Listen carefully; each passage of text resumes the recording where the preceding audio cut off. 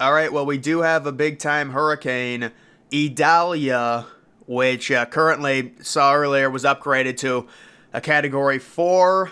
You can see we're going to go over all of this. We've got UCF canceling class. They're saying they're playing tomorrow. And really, when you take a look at this hurricane and the path of it, college football really lucked out here because it's going to be virtually off the coast by around Thursday night. Yes, you're going to get hit with a little bit of rain, but even the rain should be clearing up in most places by Saturday. But we are going to go through all the big time games, who can be affected by this, where's the betting edge.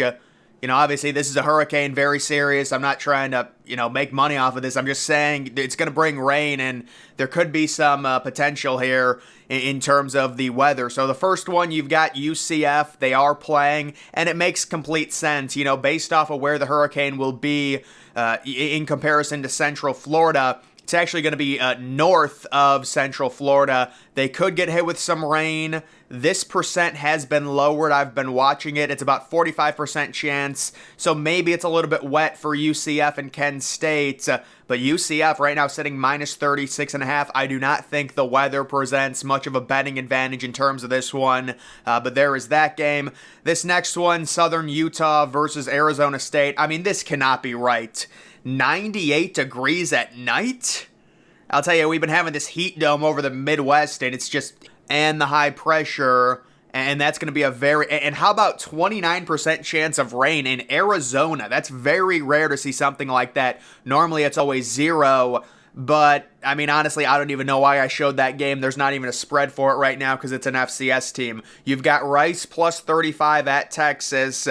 99 degrees with a 27% humidity. The heat index will probably be around 110.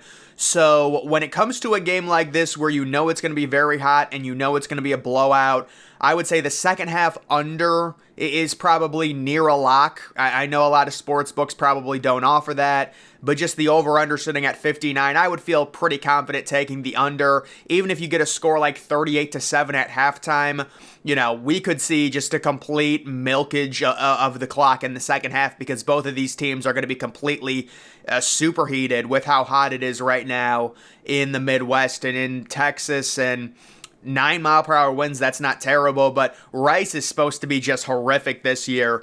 Monmouth at FAU, so you can see this possibly some remnants of the storm, although I don't know. We'll have to see what that line ends up being. It's probably going to be like FAU minus 30 or something.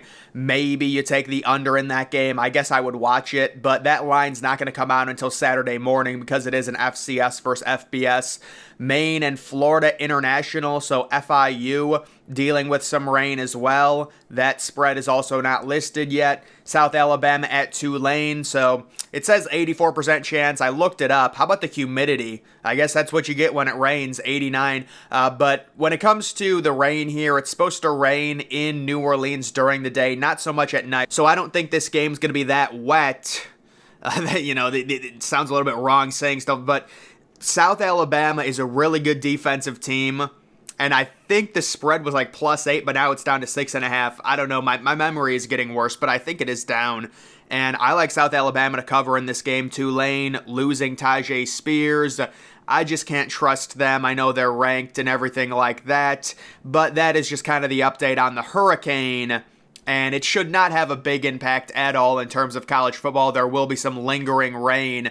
And it's interesting because this is a huge hurricane, a Category 4 hitting Florida.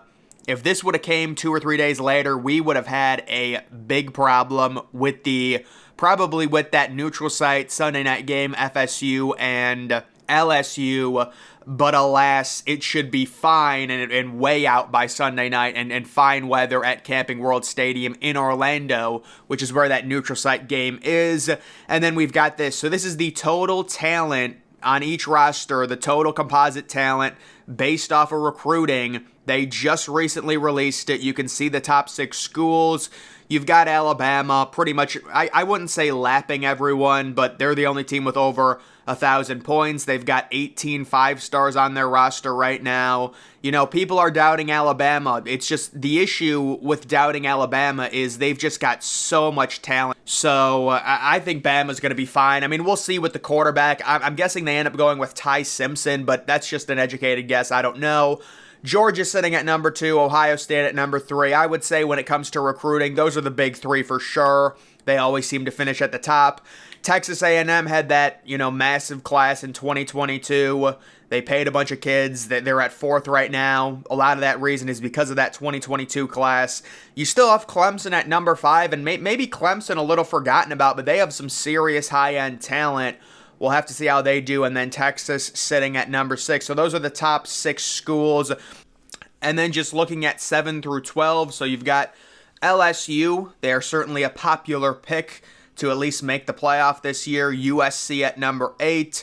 Oklahoma still, even after the subpar year last year, they've got the talent on the roster. They're at number 9. I do think Oklahoma going to be very good this year. The Big 12, it's going to be a mosh pit. I could see maybe their ceiling being 10-2. With Dylan Gabriel, veteran quarterback, really good. I think almost underrated at this point. Oregon at number 10, Notre Dame sitting at number 11, but just 1 5-star, but still a really, talented roster. And then Miami at number 12.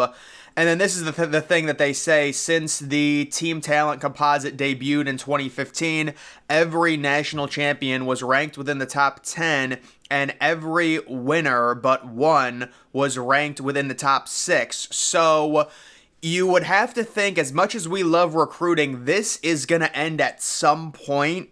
But certainly the idea that since 2015, this is going on like 8 or 9 years now, every national champion's inside of the top 10, that would basically signal that, Oregon, Oklahoma, USC, LSU, Texas, and then the top 5 teams, they would be the only ones that can win the national title. That's why it never makes sense when people get excited and they say, oh, it's stars don't matter. I'm happy we got this 3-star. I mean, that's fine. You can be happy about it. But according to statistics, Alabama's won like 6 titles in the past 12 years, and it's a lot of that has to do with them having the number 1 class over and over and over again. No matter how good of a coach Nick Saban is, if they're recruiting, at like Michigan's level, there's no way they win that amount of titles. And I'm not even saying Michigan's that bad in terms of recruiting, but there's a big difference. There's a big gap in between pulling in high-level talent and just good talent.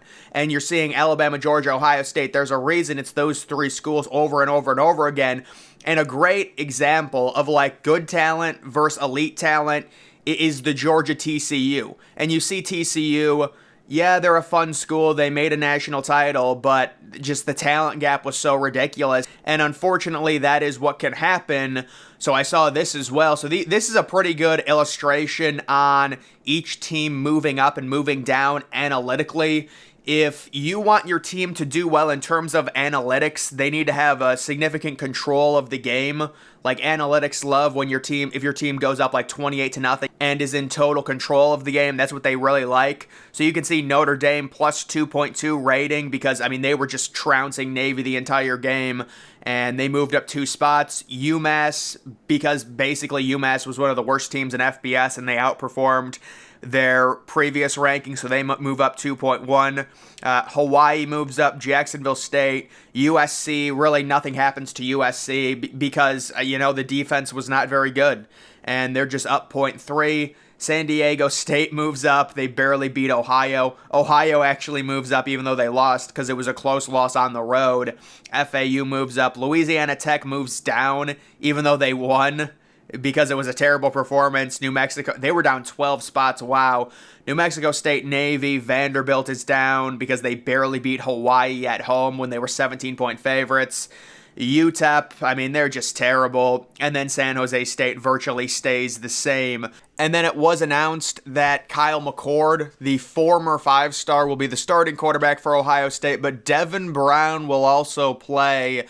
I think this sets up to where if McCord struggles at all, Devin Brown will take over. I think when you look at Ohio State's roster, the two tackles very weak. You need a quarterback that's going to be able to handle some pressure and really maneuver the pocket. I don't know if McCord is that guy. He doesn't seem very mobile. Devin Brown, while he might not be as accurate, based on the Ohio State current roster with the question marks surrounding the offensive line, I would highly suspect that, McCord, there's a lot you can kind of step back and guess on because McCord's been there a year more. It was a close race. It was looking like Devin Brown was going to win it. Then I guess McCord came on late. But, to me, this doesn't mean that, McCord's going to be the guaranteed starter or anything like that.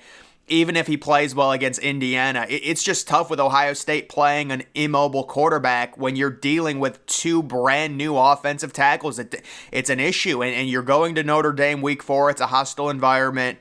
I guess we'll have to see. Could we see a situation where McCord and Devin Brown both play, but McCord mainly starts and gets the bulk of the action, and then week 4, McCord comes out, gets flustered, and they're forced to switch to Devin Brown? It's just a very hard situation when you're dealing with multiple quarterbacks, and it seems like such a tight needle to thread that, I don't know. I mean, Ryan Day is a QB guru. I guess we'll see what happens, but Ohio State certainly has the most talent in terms of skill position players in college football. But that is going to do it for this video. Once again, the hurricane not going to have a ton of impact in the college football world, maybe just some rain. It is supposed to come a little, it's supposed to, I don't know how to phrase this. Basically, maybe you'll get some rain at the end of it. That's about it. But guys, that is going to do it for this video. Make sure you're following me on X. Link to that's always in the description.